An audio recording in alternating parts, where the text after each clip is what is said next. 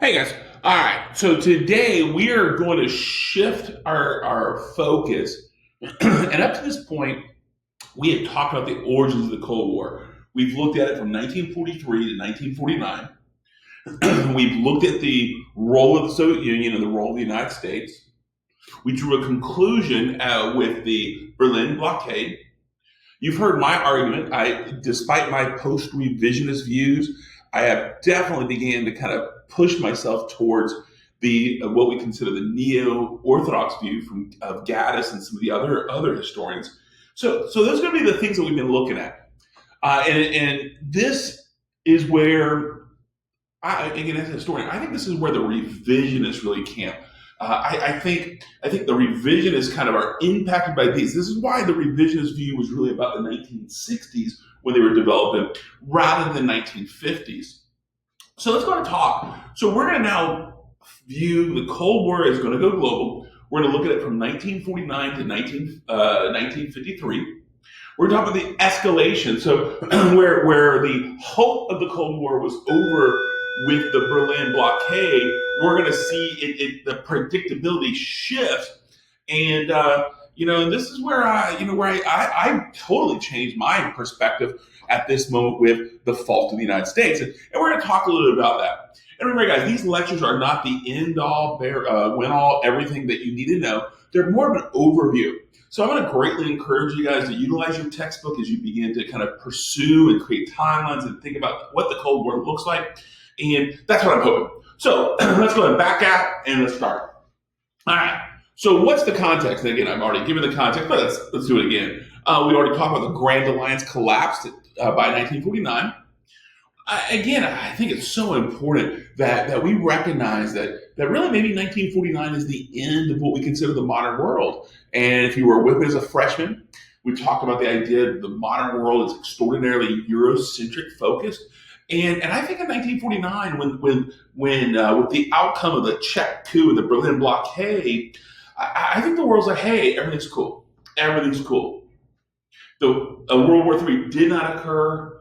All of our fears have shifted, and now we have hope.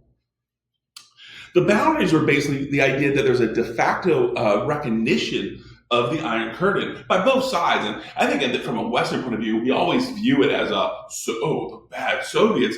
But in some ways, I'm not sure if the Soviet Union called it this, but it's definitely similar to, there was a definite concept of their issue, that the United States had created a Iron Curtain, if you will. So that was this idea. But again, in 1949, we get this Chinese Civil War that occurs. And if you're doing the North Korean invasion of South Vietnam, North Korean invasion of South Korea as your crisis, you better make sure you don't ignore the Chinese Civil War. Where I don't want you to evaluate the entire thing, get all the details, but what I want you to make sure you do, you understand that this is a long-term cause for the conflict. Because the Chinese Civil War is interesting, right? The Chinese Civil War, if we had covered this in our class, which was one of the units we cut, but it destroyed China from 1928 to 1949. So this Civil War is not, I think sometimes we view the Civil Wars from 1945 to 1949. We see it through a lens that is the outcome of World War II as the Japanese collapse. The two warring factions the two sides fight, and that creates this unrolling. That's not true. This Civil War goes all the way back to the 1920s. There were several ebbs and flows that occurred throughout this until the 1949 Communist victory. And if you ever studied the Chinese Civil War in the 1930s, it was clear that the Nationalists had really won. It appeared. Chiang Kai-shek had consolidated power. And World War II played a major turning point in that, but not a huge thing. But yeah, so I just want to make sure ebbs and flows, and then the 1949 victory. By 1949, when this occurs, the United States had to ask itself, to what extent was the United States responsible for this failure of the Nationalists? To what fault? It's the same thing. But again, I like the question, to what extent? To what extent was the United States policy responsible for the failure of the Nationalists? And this is going to be that crisis in diplomacy.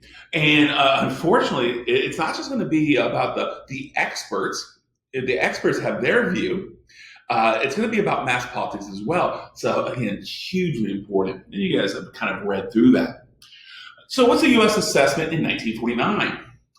Well, we see this, and it should have up there. I'm going to fix it later, but this is going to be the white paper. Dean Acheson had the National Security Council, and if you don't know who Dean Acheson is, he's the Secretary of State. In 1948, he takes the reins from George Marshall. And Dean Acheson is this kind of in some ways, he's almost like the father of containment, if you will. I know we've talked about George Kennan, but Dean Acheson was an important player in the orchestration of this.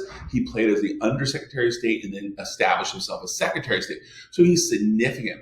So Dean Acheson pulls together, gets the CIA, and they create this thing called the White Paper. And they said, hey, Chiang Kai-shek is a failed nationalist leader. And in it, they conclude that really Mao was independent of the Soviet Union. So we see these two things. A, Chiang Kai-shek sucks, and B, Mao is unique. Maoism doesn't mean Stalinism. And it drew a conclusion that the United States could do nothing to prevent this victory of the Chinese. So it doesn't matter. It even says if the United States had poured millions of more dollars, the outcome would have been the same. And I love this quote from Dean Acheson that I got from my old textbook. The national armies did not have to be defeated. They disintegrated. History has proven that a regime without faith in itself and an army without morale cannot survive the test of battle. So what Dean Acheson is saying in 1949 is the nationalists lost this conflict. It's not that the communists won it.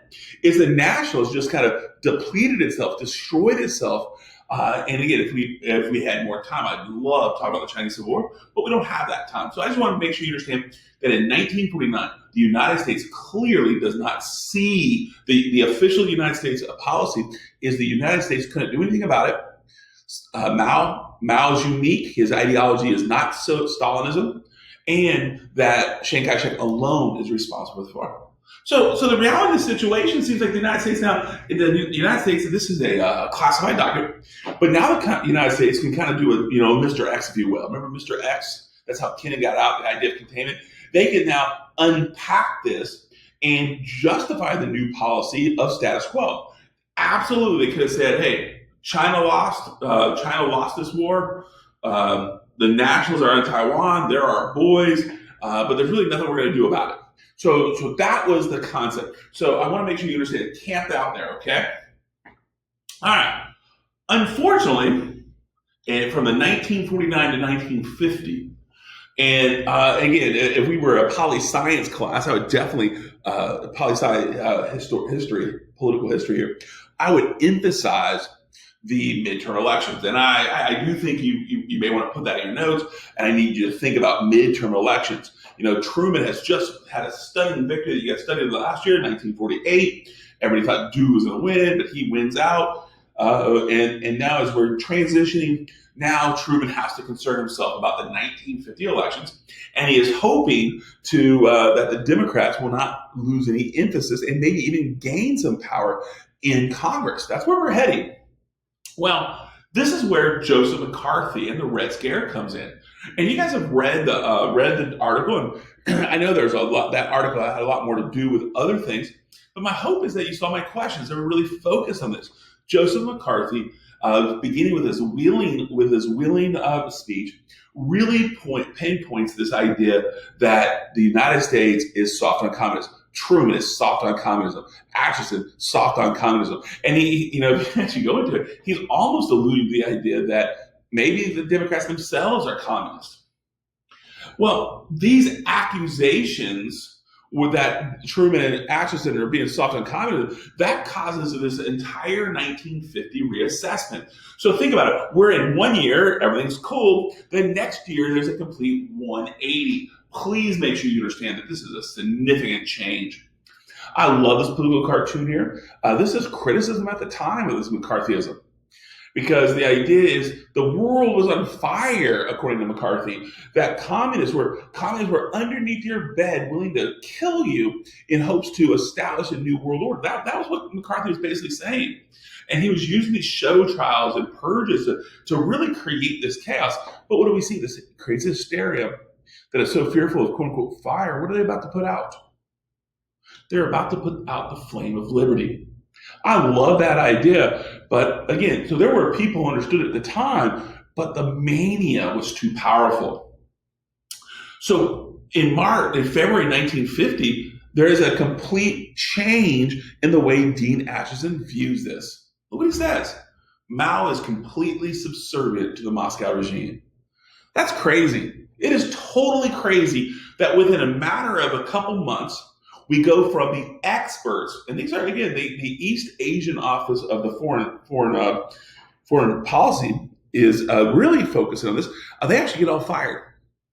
The East Asian experts get all fired because of the failure of this. And again, I think Truman and Acheson are, and again, I seem to be kind of almost their apologists. But I'm not sure what they could have done, but they had to move forward. They had to create a new concept, a new idea in hopes to win these midterm elections.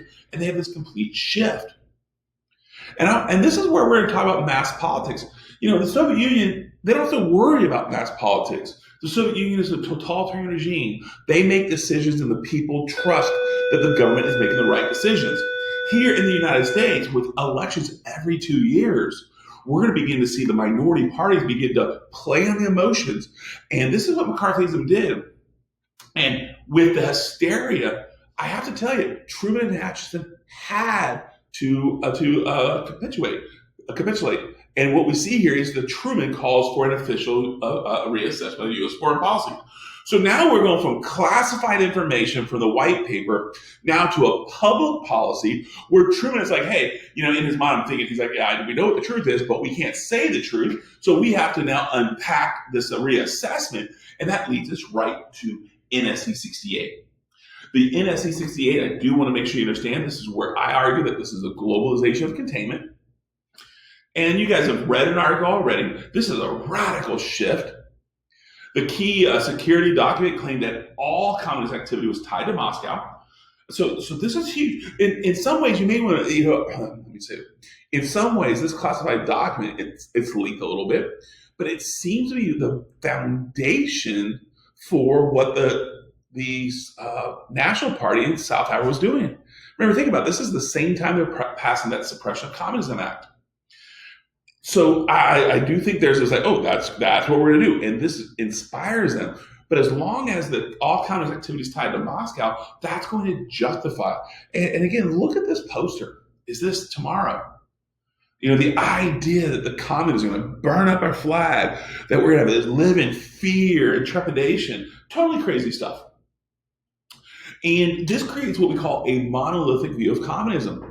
And that means there is a singular source to communism. And that singular source of communism is Stalin. Stalin alone is the creating of this chaos. So this is going to justify. So any communist group, any subversive group in Latin America and Africa and Asia, anybody who challenges the United States sphere of influence, they are clearly going to be communist, which once again, totally crazy. But this is the outcome. And again, I keep on talking about mass politics. With the mass politics, once you drop this idea that the communists are going to come kill your baby, steal your property, and make you the power, it creates a middle class reaction. Now, the Republicans are attempting to ride that wave to win some seats in November. And now Truman and Acheson have to mitigate these losses. So they shift their policy. And now you have these two competing ideas of the white paper versus NSC 68. And at the beginning of 1950, I want to point out before June, I don't think there's any predictable way that we have to see which one is going to work. Is it going to be the white paper and that status quo, everything's hunky-dory? Or is it going to be this NSC 68 that calls for a significant shift in spending, a significant action, create an active foreign policy to create the United States as now the policeman of the world? Well, I'm going to argue that the U.S. diplomacy after this completely destabilized East Asia. Truman refused to recognize Red China. So this is going to be, and this becomes the crux, if you will, of the United Nations. The United Nations is supposed to be this international body where national biases aren't driving decisions. But here we see Truman says Red China cannot be recognized.